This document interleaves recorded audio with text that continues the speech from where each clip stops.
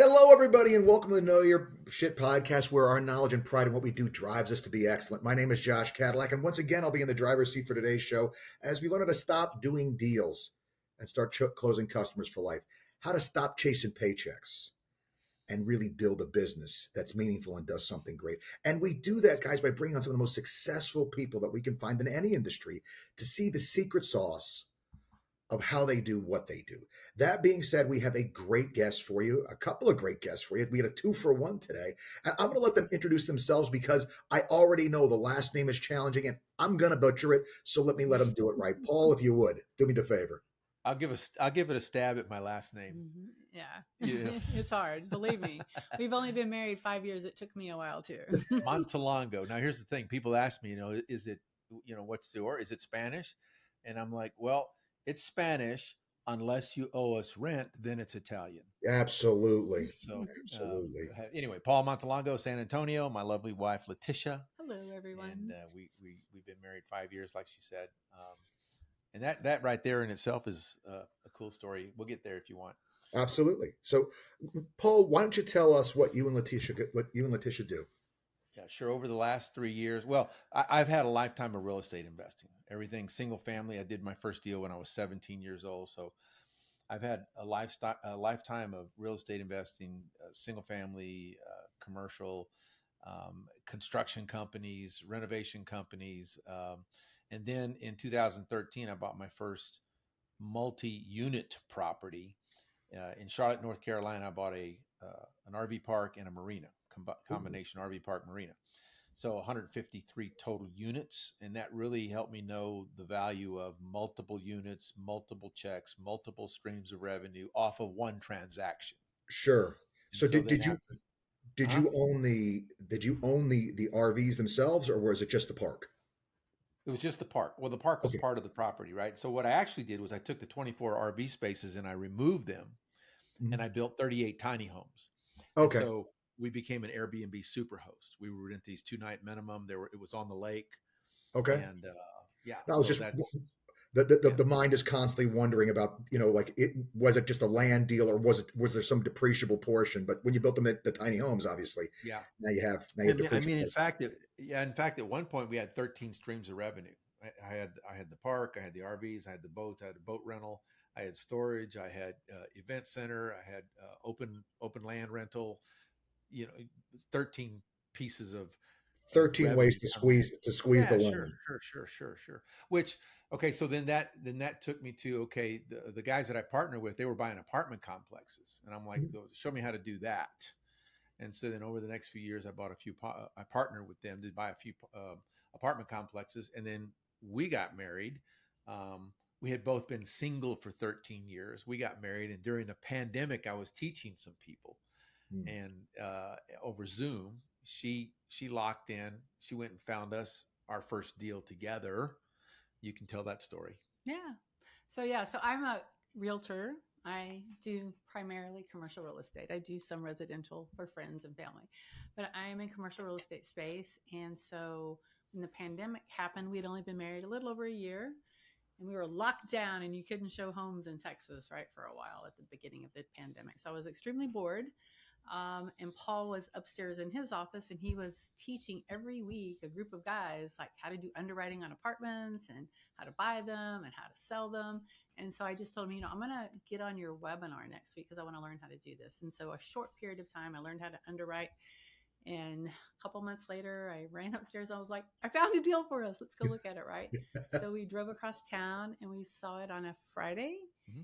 It had just come out that morning. It was actually listed of all places on LoopNet, right? The places where apartments go to die. I found it. We walked it. Nobody else was looking at apartments then. We put in an LOI on Monday, and 60 days later, we bought a $5 million apartment complex. Nice. So, that's the stuff I love to hear. 16 months. Yeah, we kept it for 16 months and sold it for $7.5 million and 1031 all of that money into an apartment in Wichita, Kansas. So I was hooked from the beginning. It made a lot of sense to me, reinvesting your money, a little bit easier operations than a lot of people that I see in the residential side that are very aggressive and very smart and doing great things, but they want to do fix and flips. And then it's one Ugh. transaction at a time, all the work. They make a bunch of money on one, they lose a bunch of money on one. So And it's they not pay steady short-term capital income. gains, and they pay short-term Yeah. capital gains. It just sucks. Yeah, no, if you Yeah. do And make any so money, this your seems silent partner, smart. Uncle Sam's there with his hand out. Yeah, yeah, no, I hear you. Yeah. So this seemed really smart. So from that time forward, we just kind of been on the go and out there hustling up some apartments. We have Right. So now, then we've had 7 transactions now. yep, Yeah. I love following it. 2 years, yeah, 2.5 years. Then following 2.5 years, Yeah. we've acquired close to $65 million worth of property. Nice. And so, Put yeah, that on we're watch in list. buying mode right. We're in buying mode right now. We see it as a great time to buy. Yeah. And along that way, we've built an investor database and lender relationships and a network of brokers that feed us deals and network of property management companies. And we do our own in-house asset management, our own in-house construction management. So just like, we just continue to build it. It's not an overnight thing, but it's been quite a journey. Yes. Oh, sure. Yes. I mean, Yeah. And it's, it's and great stuff. and we like it because, multifamily is pretty stable. It has its ups and its downs, but it's always you hold the asset until it's profitable, right? So it's a good place to put your money and grow, which Sure. has been real interesting for me. And then we have been diversifying our portfolio as well. We just recently, well, I would say recently, a year ago, we bought some land here in San Antonio, and we've been working this past year with architects and engineering, and we're building a 504 unit mini storage, self storage, climate controlled here in San Nice. Antonio. So that is our project that we're working on right now, besides a couple of other apartments that we have under contract. Mini storage is great. Mini storage is one of my favorites. Mini warehouse is a great product. The product that I Yep. think right now has a lot of potential upside with the weak dollar is warehouse. Warehouse in general is a strong product. Whenever you have a weak dollar, there's greater need for warehouse space because there's greater demand for exports. And so that's the thing I'm looking at right now. That's got me a little excited. But yeah, Well, no, I mean, we're a society that likes to hoard things. well, yeah, So well, mini storage for Yeah. for those sure. of us that can buy boxes for people to hoard their things into, great. Why would you give Yeah, away stuff that other people could use when you could if, just if I store it? if I can't corner the cardboard market, let me give them a place to put the cardboard when they're done filling it with Yeah, their right. trash. Exactly. That's what you should be investing in, is cardboard That's right. boxes. Yeah, no, it's But good stuff. Good, I'm sorry. and along the way, we have, like Paul had said, we've really developed like a great group of people that we work with, and within the industry itself. We've met lots of partners, potential partners. We've done a lot of coaching and mentoring the last year. Mhm. And what we have found out of that is that we really love that. I mean, Yeah, I never thought that I would do that. My past life, I was an executive at Sally Mae, and I ran a sales team, and I coached and mentored all my sales people along the way. But when I left, I thought, yeah, I'm done with that. But as we continue to do this, so many people have come into our inner circle, right? So we are poised right now to have our second retreat. We had one last year in Scottsdale.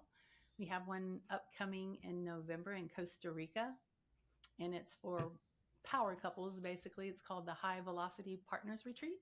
mhm. So we're in the middle of planning that. So Yeah, that's Awesome. going to be really good because we're also going to be teaching diversification. So, right. like, we're diversifying, out of Mhm. multifamily and out of storage.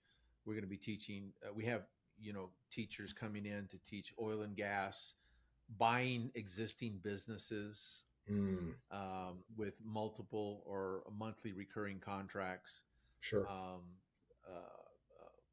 um, the healthcare, Oh yeah, residential assisted living. residential We have a assisted ALF, couple of living. yeah, ladies that have ALFs. done some of those in Austin, Texas, and they're going to be coming and sharing their model with us of how they're making a ton of money doing this.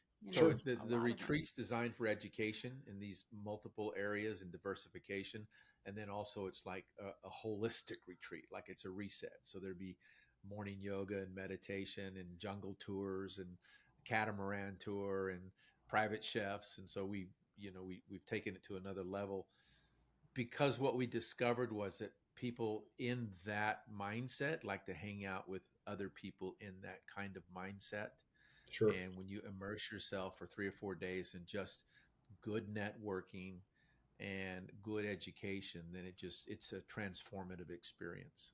Absolutely. No, I love what you guys are saying. And actually, Letitia, there's a point that you hit on that I want to take and kind of go back to for a second. You're a commercial agent, so you know things well, and then you have the conversation, and you get that missing piece, that investor piece, like the now I'm a principal, looking at it as a principal piece. Um, the focus kind of tends to shift from sales then to like, I don't Oh need to yeah. sell you on my product. My product is so stinking great. Let me just show you what you've been missing rather than trying to figure out how to take and con you into giving me your business. It's like, whoa, whoa, whoa. Do you realize what you've been missing out on? I don't know if you have the same experience that I did with that, but when you become a principal, it's just kind of a game changer in how you look at real estate and how you even work with customers. Yeah, and I think that's been a big deal. I feel like that's why we have attracted so many people. We just kind of talk about what we do, and then I don't think we thought about really. I never thought about doing any type of coaching or mentoring, but Sure. people would call me up and say, "Hey, I see you guys doing this. How are you doing it? Like, how can we get involved with you guys? How can we become and create what you guys are creating as a couple?" And I think that's one of the reasons we like the retreat that we're putting on. It's a little bit different from any mastermind or any other types of events that we've been to, because we're really focused on the couple as well. Because Mm. you can have all the money in the world, but if you and your spouse or you and your partner aren't getting along, it's not great. It is Yeah, not yeah. great. No fun. So we No fun. actually have a world class couples concierge coach coming, and she's going to be opening up the retreat talking about like how to work through conflict, and how Mm. actually conflict itself could become really amazing and help you grow to the next level in your relationship and your business. And she's just about to publish her first book. So we're very excited that she's going to be attending our retreat and Yeah, kind of no, walking us down that path. it's really Yeah, cool. very unique approach, very unique blend between hardcore Business and business and yeah. Well, I mean, but hardcore personal that's the right development, play right? though, because so many people get that out of whack, and I especially think so. folks that are really successful, right? They tend to want to spam the thing that makes them successful, and oftentimes myopically, while letting the rest of life fall by the wayside, and they want to paying those bills later on. So I very much like what you guys are doing, which is using this as how do we get not just this piece of life right, but how do we get life right so that we can really Mhm. most fully enjoy that. It makes a lot of sense, guys, and kudos for coming up with with that. And I hope it's immensely successful for you. I think it's really Thanks. the right Yeah. way to do that. Keeping this thing in balance is because let's be honest with each other. When you're successful, you get hit, you get high on the thing that makes you feel good about what you're doing. Do you get high on your own supply? That is totally. Hey, man, when it comes to selling real estate, I've been telling people to get high on that supply for years. I'm like, if you're not getting high on your Right. own supply in real estate, you're out of your mind. It's not the cocaine business, right? But um, you know, Yeah. figuring out how to take and set things up. I'm a big fan of putting systems in place that allow you to more easily, when you're done with work, be done with work, and to define what you need to do before you go into work, to know what you have to get done, to have turned in the kind of day you need to, so that when you're done with that, you can be done with that and genuinely sit on the couch or sit at the table and be fully present for what you're doing. And so, yeah, getting that balance, getting that mix right is just such an important part of being able to enjoy this thing. But let me Yeah, ask that's you this, probably guys. the hardest. No, go That's ahead. probably the hardest thing. The hardest thing is turning off the switch. Because when you're in it, you're in it. Like if Yeah, it's what if you've got goals and dreams and desires and you're trying to do big things, and man, you're in it. That occupies a lot of real estate in your brain. sure. So the trick is, how to turn it off, when to turn it off, Well, I so think you that can refresh yourself. I've spent a lot of work. A lot of my most recent work has been on how to be a good CEO to yourself in business. The idea, Mhm. because you are, unfortunately, like both of you guys are the CEO of the operation, but simultaneously you're the employee of the operation because you're the one you send out to go do everything you need you to get done, right? And so the question is, would you ever work for someone that treated you like you treat you? And for most people, no. Like we're absolute slave driver. Us successful guys, it's like 11 hours. What? Are you ready for a lunch break? Get back in there. We're terrible to ourselves.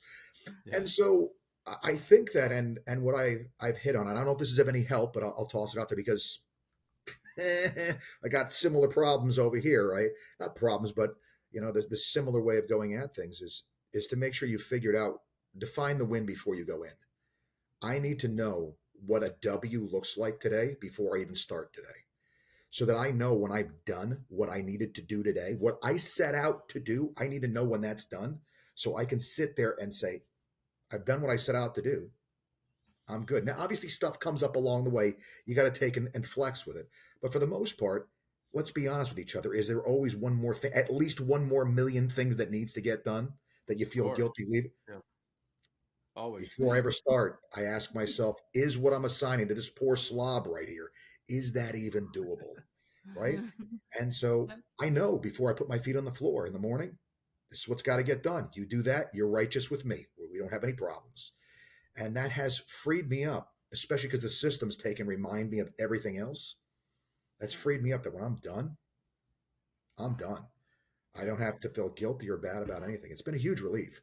And so it's a big part of how, I mean, we run, I must have 6 or 7 operations that we're doing constantly here that are, incredibly demanding on time, but balancing that out. But I mean, obviously, you guys have figured out a lot of this stuff as well. So let me ask you, where do you think all the success came from for you guys? Hmm. Well, let's talk in terms of us as a couple, right? Because before we met, we had our own successes, and those were decisions we made before we met. Obviously, coming together, we have a large family.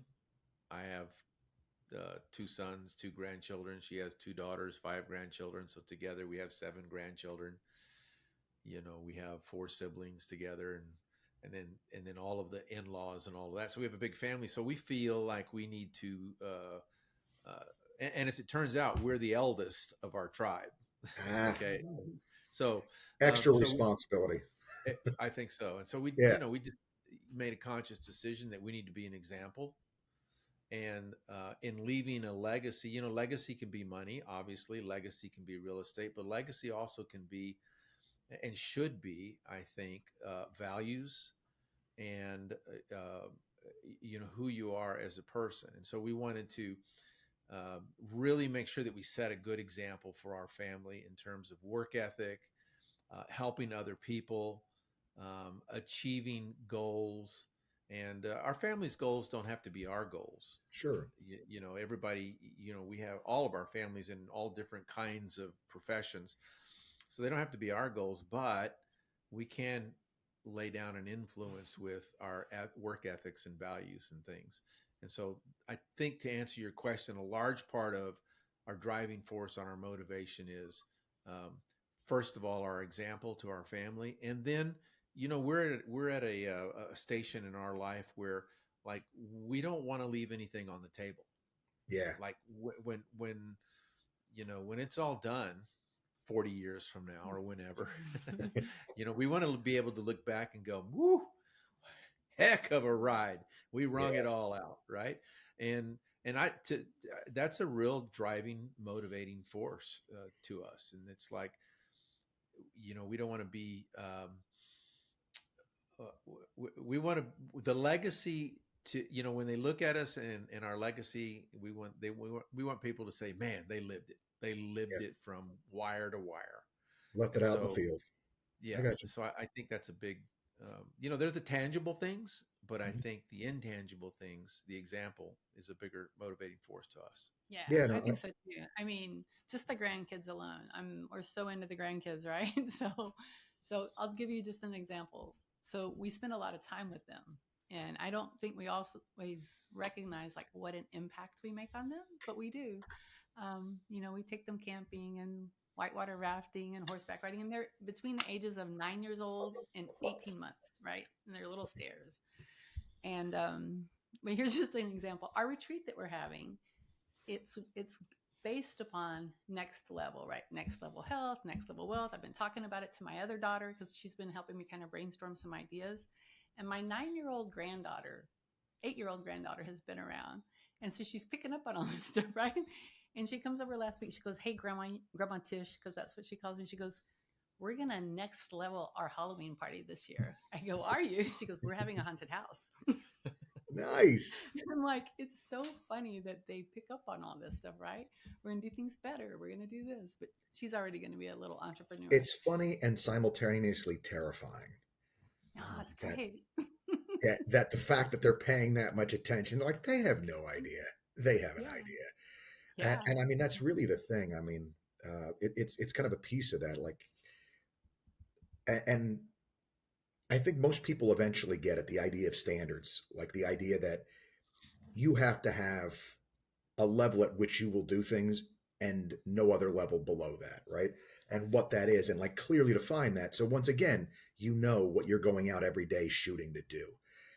And then the after effects, the folks that see what you do, those results tend to come. If you leave that undefined, if you leave it unclear what your standards are when you go out every day, well, you're having a good day, your standards are here. You're having a bad day, they're here. The companies that we all depend upon, the companies that we're you say the name and everybody knows who you're talking about. They're the ones that have this standard that they don't compromise for anything. Why don't we live our lives that way is always one of the questions that I think needs to be answered. I mean, if I say Ferrari, you know they don't make slow cars.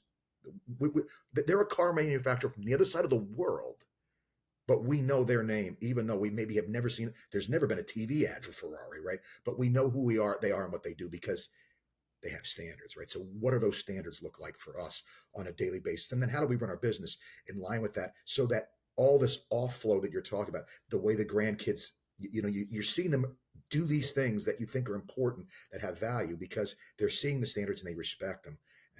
That's awesome stuff. I love it. Yeah. And it's good for them to see us do hard things, Sure. That's what I Always think. I think one of participate. the things, I know you were asking about our successes. I think for me personally, it has always been that I have a high risk tolerance, and I'll try anything once, right? In business, like I'm going to try to do this. And I'll give you an example. Like 5 years ago, I had a television show on crypto, on Bitcoin. It was called the Crypto Cafe. First person Nice. on Fox to have the show. 2 weeks before I started filming it, I called my daughter, who was actually living in LA, and she was a talk show host out there. And I said, "Hey, I need a little bit of your help because I'm going to start a TV show." And she goes, "You don't even watch television." I said, "I know, but I can figure this out." Right.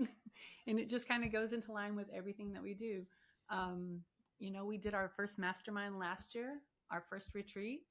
And like a month before we started thinking about it, I had only been to one mastermind in my whole life. And I told Paul, "I think we can have a mastermind." And I think it's just the always thinking like we can figure this out, right? You know It's what? not that hard. It's awesome because Just go that do it. literally that literally was my next question, and you've answered already, which means that Paul, you are now on the hook for this Uh-oh. question, which is, what do you think in your makeup makes you good at what you do?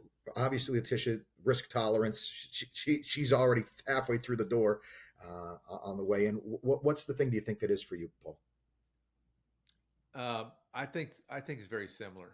Like, Yeah. Okay. yeah, I have a high level of try anything, do anything. The challenge becomes when that high level turns into, damn it, I'm not going to get away from it. Yeah. When there's probably some things I should get away from. So there's a degree of stubbornness. But, I came from a family where morals and values were emphasized. And there's obviously that influence. Sure. Um, and I think work ethic. I really do. I think that's if I, if because I can apply that work ethic to anything I do. Yeah. And we have there's a quote that we say around here all the time. That is, how you do one thing is how you do everything. So You should see us play pickleball. I'm a huge we were pickleball we were fan. playing we were playing on Sunday. Was it Sunday? We were playing on Sunday, and we ended up on opposite teams. And I'm smashing it at her. She's smashing it at me. I'm smashing it at her. She's smashing it back, and we were going at each other. And Like the lady crazy. that was my partner that was playing, she turns to me. She doesn't know us. I don't know her, and she goes, "Man, I'd hate to see y'all fight." but we laughed. Of course, we really laughed. But we kind of have a balls to the wall attitude about Yeah. everything. So, that's the way we play the games, and that's the way we play the job, and that's the way we show up. So I love I it. think if I had to nail it to anything, it's just work ethic, right? Yeah. Just I know. I'm gonna work through it, and we work hard and play hard. That's it. So what I'm hearing is that there is absolutely nobody left when the two of you are together to hold the other one's beer. As you say, here, hold my beer, because you're both through the door. So you're holding your own beers as you do We this. slam the beer and then we go. There we go. Alcohol infused. I love it. All right. That makes a ton of sense. Yeah. Um, Yeah.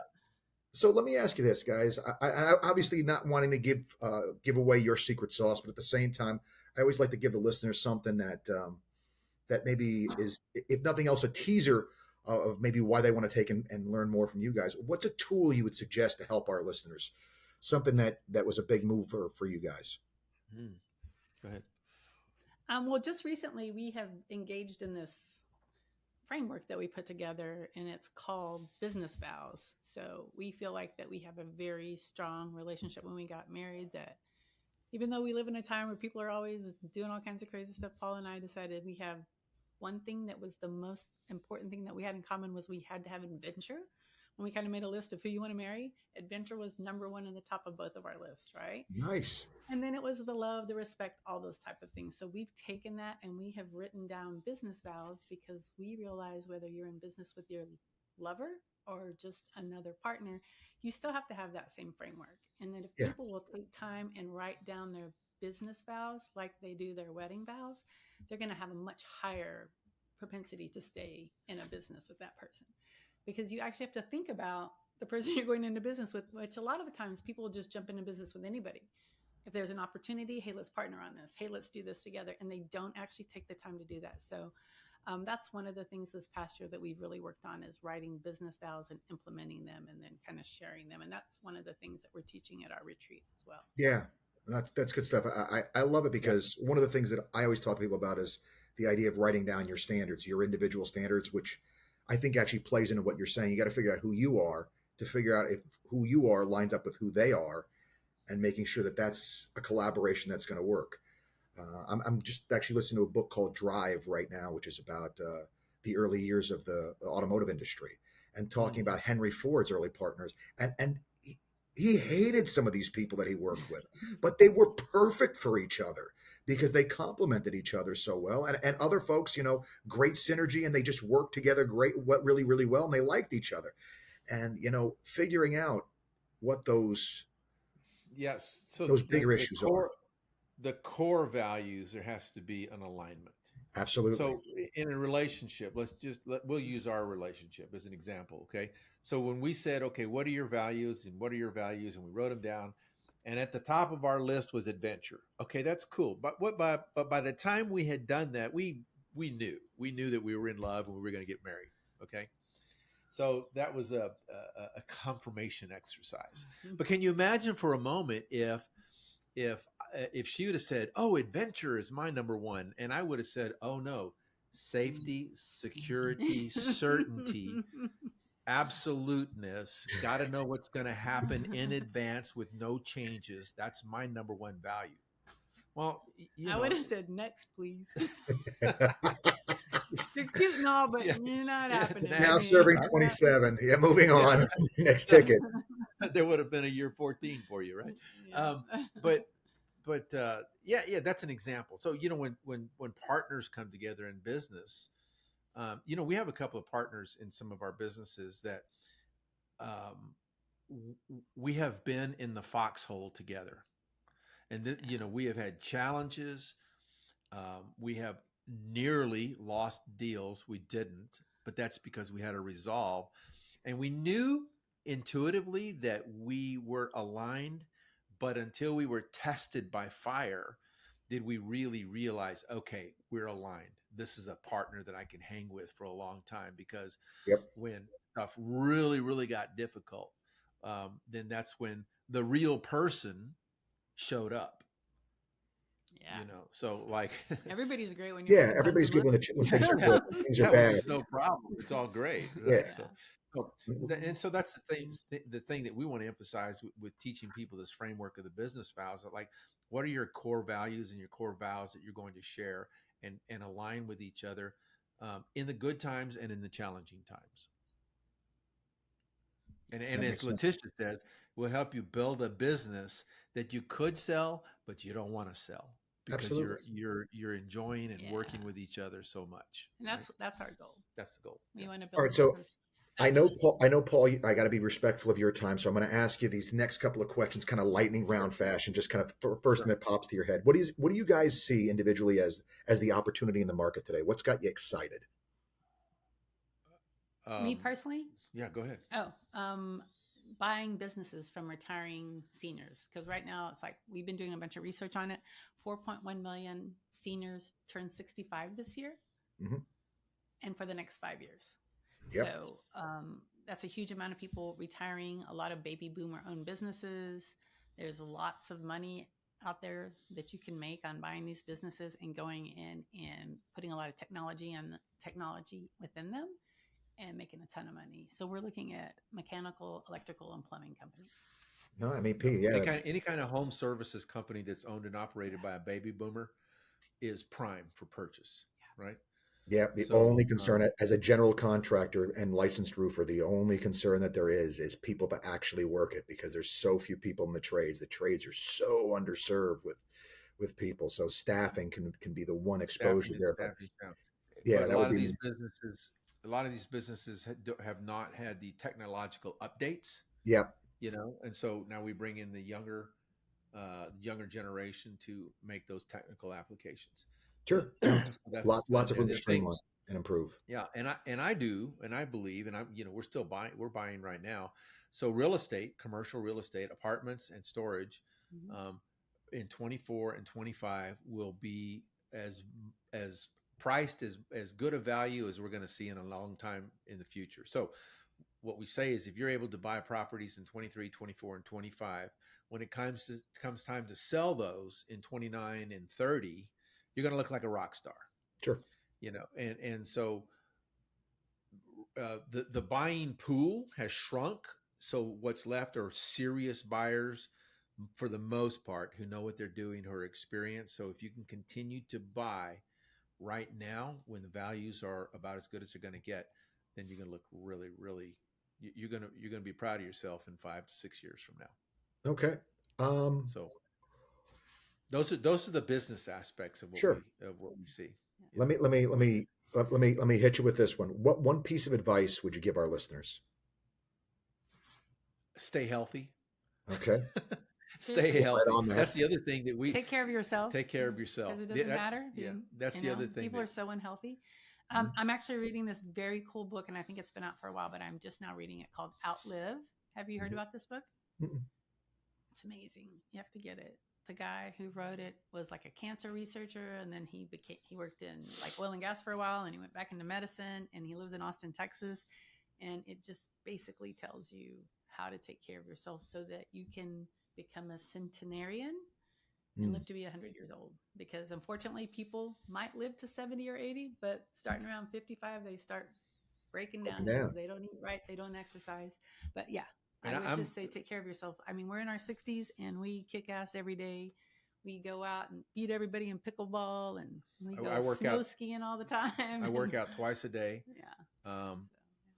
And have for a long time. And we couldn't do what we did do now if we didn't take care of our health. So Yeah, makes sense. And we're always in pursuit of tweaking it, and making sure that we're refining it so that we can stay healthy and active and impactful. So none of the stuff that we've talked about takes place unless you You're have healthy. decent health. Absolutely. Yeah. Right. All right. For sure. I guess we got your favorite book, favorite movie of all time. Oh, come on now. Favorite movie? All right. Favorite movie. Throw it out there. Well, my favorite movie would be Such a guy. You know what it is. Oh my God. Top Gun. Second one. And then Scarface. Okay. Guys. And then the one with DiCaprio and the one in they're in Gangs of New Boston. York. The Departed. Oh, The Departed. Yeah. The Departed. Famous person in history you'd want to meet. Oh, famous person in history that I'd want to meet. Wait, I need to get my movie in. Yeah, Mine get is your Love movie. Actually. Every woman loves that movie. I love that movie too. It's a great film. All of those are great movies. She made me watch it before we got married, right? You He need was to like, watch it. So I watched it. And I'm like, oh yeah, okay, nice. It didn't suck. check. Check. I watched it. Person I would want to meet in history. Um, Person I would want to meet in history. Golly. Yeah. Recent history. I guess Sure. maybe Alexander the Great. Okay. Alexander the Great, Yeah, Letitia. yeah. Who's your Jesus. answer? Jesus. I thought about Jesus. I Oh, thought about oh, Why Jesus. not? no, nobody changed it more than he did. No one did. No. But All yeah, right, it seems similar like we know a question, lot about him. and the last kind of opinion question I'm going to give you guys: what person from your past would you want to sit down with and have lunch with today if you could? My dad.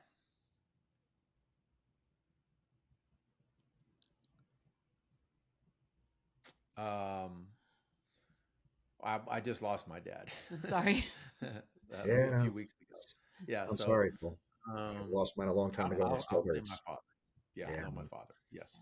Yeah. Sorry. All right, It's guys. all right. It happens. Yeah, no, And here goes the podcast. Yeah. Boom. It's all good. no, no, He no. was 90 years old, 90 years old, and he was totally healthy until about 3 weeks before he passed. Yeah. Good life. You were super lucky. My dad was only 64. Yeah. So, yeah. Yeah, at the end of the day, guys, it's a stop along the way, right? What we do every single day is you got to keep it in context, and that is a beautiful part of what we do here. So, last thing I want to ask you guys, what's next for you? Obviously, you have this Ooh. retreat going on. You told me about that. You got working on mini warehouse, buying businesses. Sounds like it's in the offing, but I just want to give you a chance to put a fine point on it. Yeah, I think more mentoring. We get a great deal of satisfaction out of mentoring. Um, I've had mentors most of my life, and so we currently have them. In fact, that's how we met you, through a mutual mentor, right? So um, I think more mentoring is in store for us, because we've arrived at a place where, if nothing else, just by virtue of the calendar, there's Yeah. some implied respect, you know. Well, So you've if made a we lot of can mistakes, and reconnect, you've learned from those mistakes. So people sure, that sure. come to you don't have to make those same mistakes. They can learn from your pain and suffering. Yeah, and we That's can do it with a degree of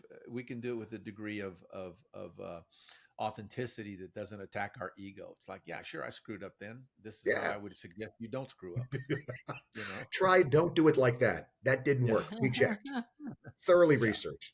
All right, We know last that. question for you guys. Where can yeah. people find you? I mean, if they're interested in your retreat, I don't know if you guys want to give more details about that, or where can they find you? Montelongo Capital. Okay. MontelongoCapital.com. Yeah. So there you're going to find all of our social media outlets. You're going to find all of our events. You'll find a way to stay in communication with us through newsletter communication. There are ways to reach us personally on MontelongoCapital.com.